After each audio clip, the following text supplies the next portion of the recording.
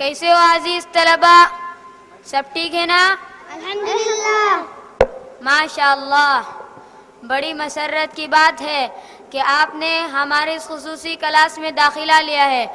अल्लाह आपका आना मुबारक करे और आप हजरात को इस खुसूसी क्लास के ज़रिए आलिम बामल बनाए और दीन की खिदमत के लिए कबूल फरमाए। आमीन। अजीज तलबा, मैं चाहता हूँ कि सरसरी तौर पर आपसे चंद सवालात करूँ। क्या आप उसके लिए तैयार हैं? Yes sir. आप लोगों को मसनून दुआएं तो याद होंगी। हाँ मौलाना। चलो इन्हीं को पहले पूछते हैं। घर से निकलते वक्त कौन सी दुआ पढ़ी जाती है, आप बताइए।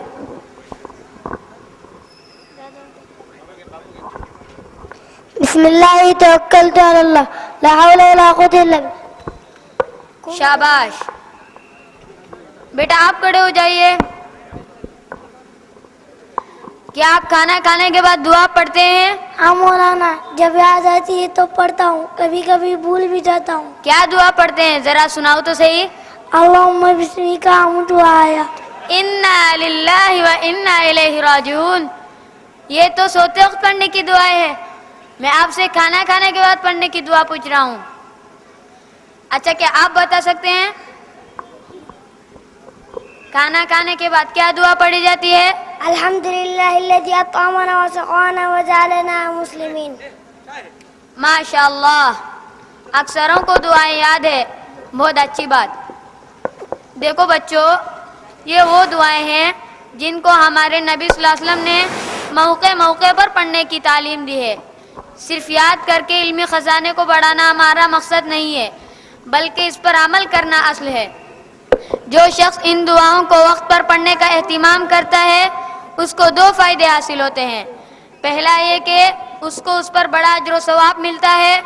दूसरा ये कि हर किस्म की बला व आफत से हिफाजत होती है।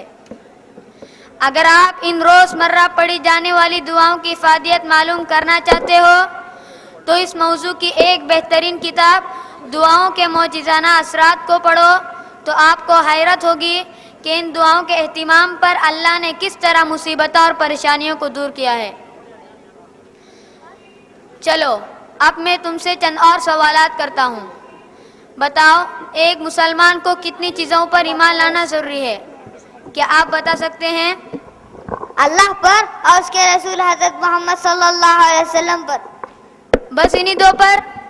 और कौन बताएगा?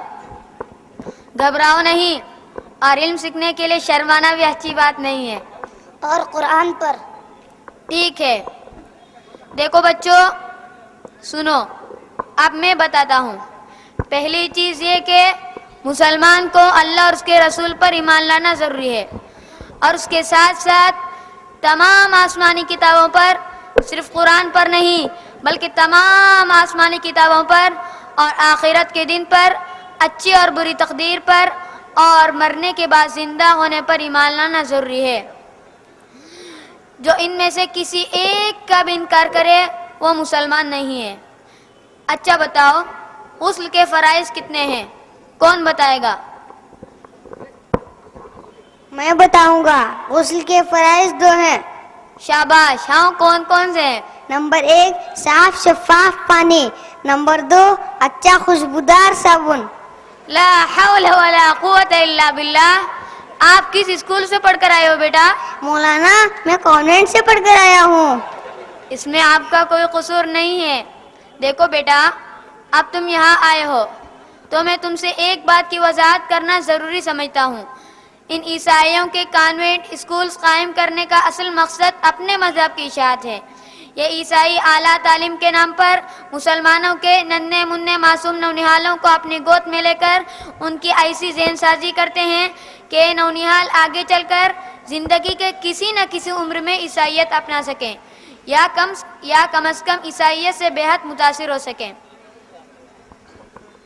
मौलाना बिल्कुल सही, लेकिन ये मुसलमान फिर भी अपने बच्चों को कॉन्वेंट में क्यों तालीम दिलाते हैं मौलाना? यही अफसोस की बात है ना, जो लोग मादियत, माल असबाब और दुनियावी साजो सामानी को असल समझते हैं اور جن کے دلوں میں ایمان و عمل کی کوئی حیثیت نہیں ہے وہی ایسا کرتے ہیں۔ اگر یہ لوگ ذرہ برابر بھی ایمان کی قدر و قیمت جانتے تو ہرگز اپنے نونہالوں کو ان کے حوالے نہ کرتے۔ چلو یہ ایک دوسرا موضوع ہے، آپ کو انشاءاللہ کسی اور موقع پر سمجھایا جائے گا۔ اب صحیح جواب کون بتائے گا کہ غسل کے فرائض کتنے ہیں اور کون کون سے؟ میں بتاؤں گا۔ غسل کے فرائض 2 ہیں۔ نمبر 1 نیت کرنا، نمبر 2 پورے بدن میں پانی پہنچانا۔ شاباش، آپ کون سے اسکول میں پڑھتے تھے بیٹا؟ مولانا میں انجمن سے پڑھ کر آیا ہوں۔ ہمارے اسکول میں اسلامیات کی کتابیں بہت اہتمام سے پڑھائی جاتی ہے۔ میں نے وہاں بہت ساری دینی معلومات حاصل کی ہے۔ شاباش، اللہ تمہیں علم نافع عطا فرمائے۔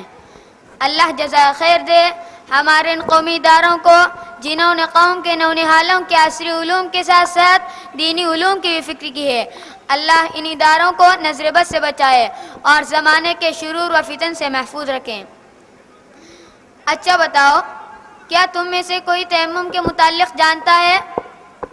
مولانا میں جانتا ہوں، پانی کے بغیر مٹی سے مسح کرنے کو تیمم کہتے ہیں۔ بالکل صحیح، بہت خوب، تم سب بہت سمجھدار اور چالاک طلبہ معلوم ہو رہے ہو۔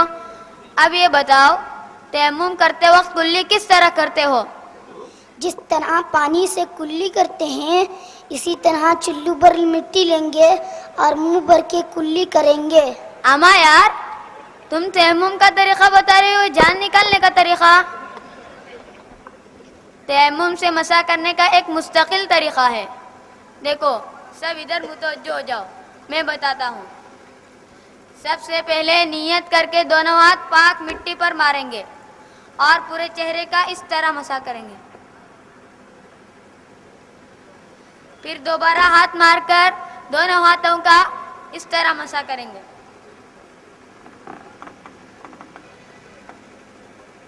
بس تیمم ہو گیا، اور کچھ کرنا نہیں ہے۔ اور وعلیکم السلام ورحمۃ اللہ وبرکاتہ۔ عزیز طلبہ، مجھے بے حد خوشی ہو رہی ہے کہ آپ حضرات نے ہمارے اس خصوصی کلاس میں داخلہ لے کر اس بات کا ثبوت پیش کیا ہے کہ ہمارے نوجوانوں کے اندر دینی طلب موجود ہے۔ اللہ کا شکر ہے، آپ وہ خوش نصیب طلبہ ہیں جن کو اللہ تعالیٰ نے علم دین حاصل کرنے کے لیے قبول فرمایا ہے۔ یہ بہت بڑی سعادت کی بات ہے جو ہر کس و ناکس کو حاصل نہیں ہوتی۔ علم دین کے معمولی مسائل کا معلوم کرنا بھی اللہ کے نزدیک بڑا اجر و ثواب رکھتا ہے۔ مسائل والے علم کو علم فقہ کہتے ہیں۔ ایک مسلمان کو ایک اسلامی زندگی بسر کرنے کے لیے جن مسائل کا جاننا ضروری ہے وہ تمام مسائل جیسے طہارت، عبادات، لین دین، تجارت، معاملات، معاشرت وغیرہ کے چھوٹے بڑے تمام مسائل کی انشاءاللہ آپ کو تعلیم دی جائے گی۔ اس کے علاوہ تفسیر و حدیث، ادب عربی اور دیگر علوم بھی آپ کو پڑھایا جائے گا۔ آپ اس کلاس کی قدر کریں اور شوق و رغبت کے ساتھ اس میں حاضری دیں۔ اور یہ بات بھی آپ کو معلوم ہونی چاہیے کہ اس وقت جامعہ اسلامیہ کے کئی اساتذہ ایسے ہیں جنہوں نے اسی خصوصی کلاس کے ذریعے عالمیت کی اور علم دین کی خدمت میں لگے ہوئے ہیں۔ میں اللہ تعالیٰ سے دعا کرتا ہوں اللہ تعالیٰ آپ حضرات کو بھی بامقصد علماء میں سے بنائے اور ہم سب سے اپنے دین کا کام لے۔ جزاک اللہ خیرہ۔ السلام علیکم ورحمۃ اللہ وبرکاتہ۔